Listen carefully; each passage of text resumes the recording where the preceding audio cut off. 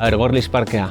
Parke hau da kokatuta trama urbano baten, ez? Nahiko hormigoia ikusten da, eta gaina lekua bea da aterpe bat eta hormigoia. Proiektu hau oso arkitektonikoa da. Kontzeptua olatuak direz. Orduan erabili ditugu horrik formak, olatuenak, eta holan sortu dugu parkia. Da parken oso berezia direz elementu konstruktibo batzuk edo oso elementu arkitektonikoak eta elementu horrik erabiltzen ditugu jolasen moduen, ez? Horregatik badekogu tontorrak eta horrik paretak, eta azkenian han sortu dugune da parke bat oso urbanoa, oso arkitektonikoa, baina aldi berean da eskultura baten modukoa. Parke honetan ez da elementu naturalarik. Parke honek ez du mantendimendurik edukiko, orduan egin behar genuena da zeozer eraiki eta han utzi.